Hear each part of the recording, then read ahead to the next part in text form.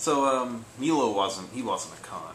He was just No, he was he was the man. a very close friend of you know, of the Khan family. And, oh, okay. So okay. He ran the bookkeeping department. Let's see. What were your thoughts of the Khan family? Nice, or they were very gentle people. You know, just gracious people. Mr. Leo and Mr. Julian and Ms. Adler and Ms. Capsonal. Most of the people thought they were in the community. They were like well respected. I think they were. They were very well respected. I think all the employees really enjoyed working for them. As far as I know, I always said it was good in your department at least. It was. I always said if I could afford to, I'd have paid them to let me work there. That's how much I liked it. I really did. Wow, yeah, that's good. Hard to find a good job like that. Yeah. Boy. Were both Jewish and Christian holidays observed? Was there a Christmas party? Yeah, they had a Christmas party.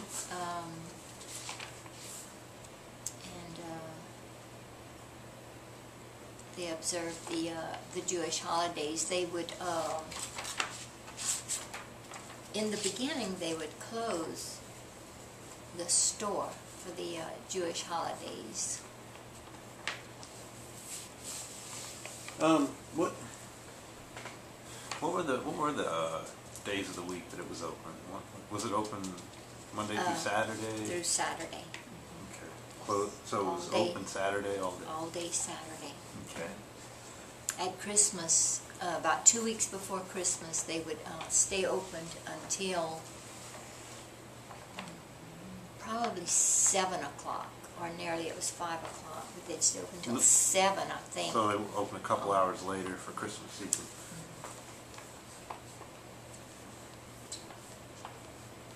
So what's your favorite memory of Murphy Con? Let's see. There's so many because I liked it so much. I liked working there.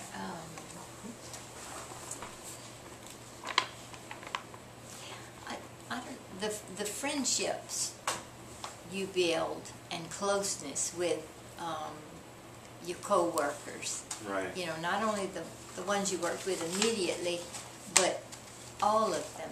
You know, really, you get to know all of them, and yeah. There's no one. Seems like no one. And you still know people. Oh yeah, yeah. That work there. Wow. Yeah, I know, that's nice. Yeah. What was your least favorite memory? Let's see.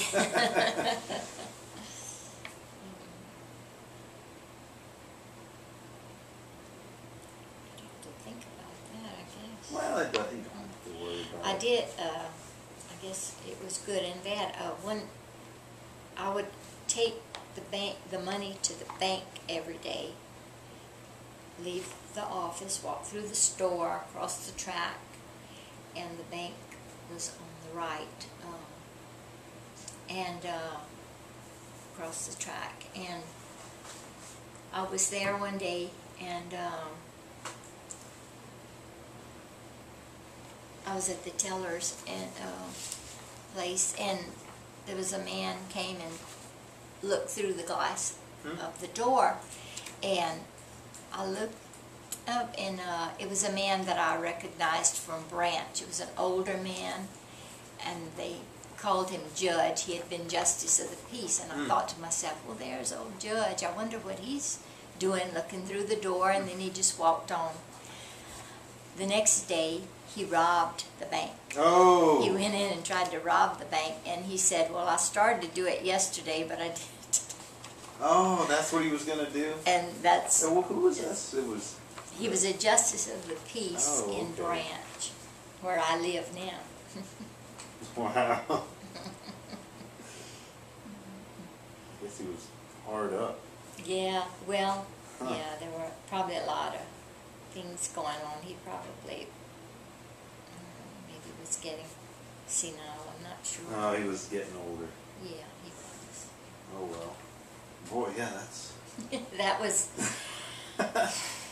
I guess you could call it, you know, it was fortunate for me. Yeah, it didn't happen. I don't know what I would have done. I really do not know.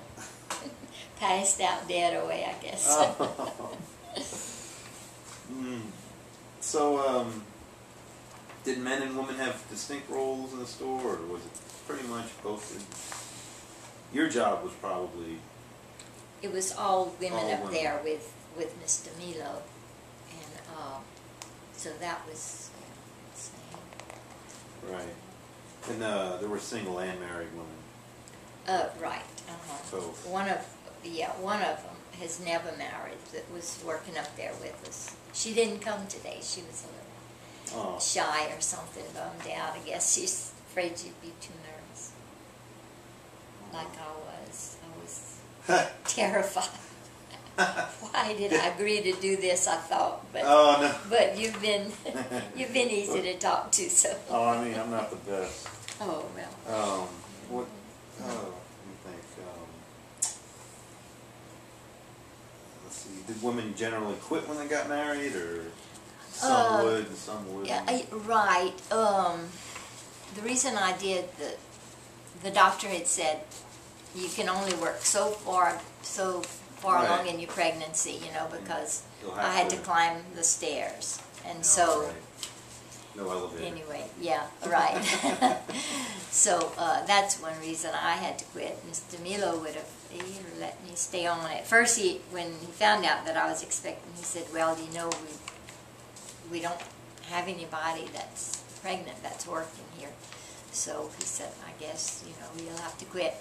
And so then he came back a little.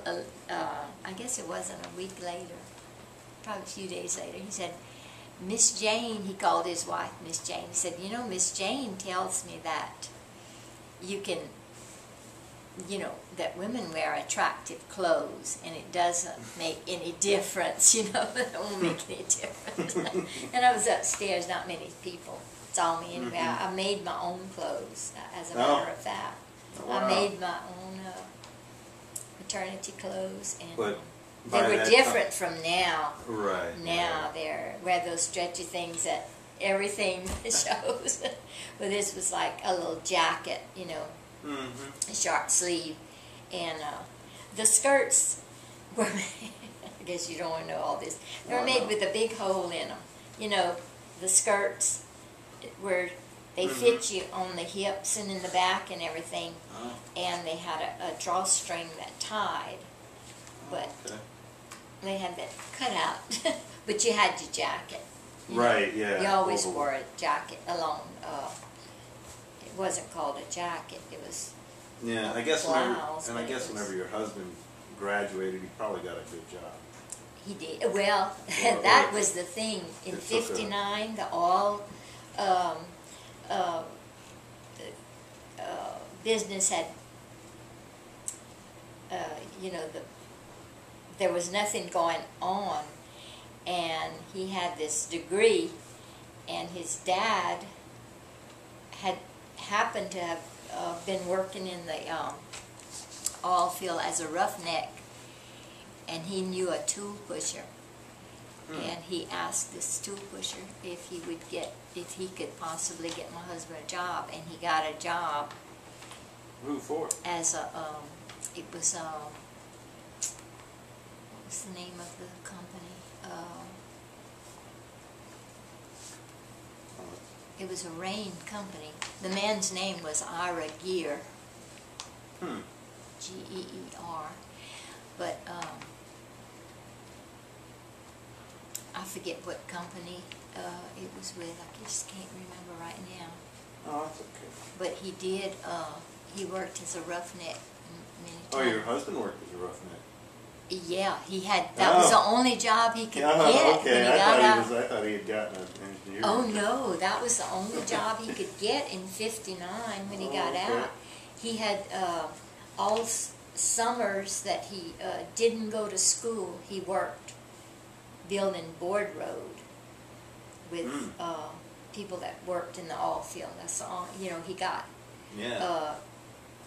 not all the time. At first, he would work with my husband and with my brother, and had those $5 weekends, you know.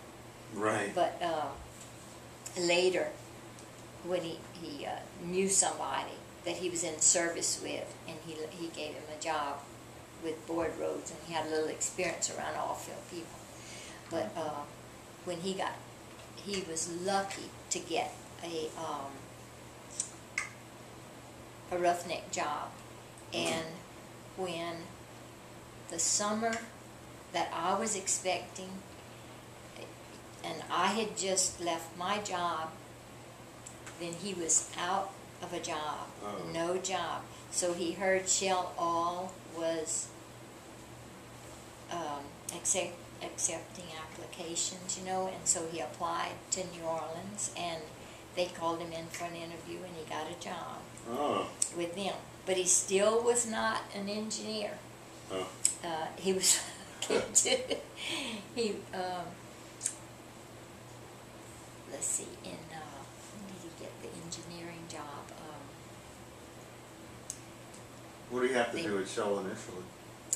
He was like a maintenance foreman, you know. You go on a rig and you just, whatever maintenance foreman does. Tell people to fix stuff. Probably know, things They'll make like sure that. things are working well. And so he worked for them for a while like that. He was making, let's see, every check was, he was making about $300 a month. Yeah, $300 a month for a while. And then he worked like that several years, and then I guess they review and see what you can do and what you know and what your education is. And he got a job that with them that paid $900 a month. He went up from, he'd gone up to $600 at one point, and then he had $900 a month, and we thought that was just tons. Yeah, but that was a long time after he had been with them. Oh, okay. Oh well. He got an engineering job later. I can't remember what year it was. That's okay. It doesn't. But he had switched over to Tenneco, and they left Lafayette. Tenneco left Lafayette. And he didn't want to And, go. well, he was 55, and they would not hire anybody. They would not. They sold out to, I say they left Lafayette. They sold out to not Conoco.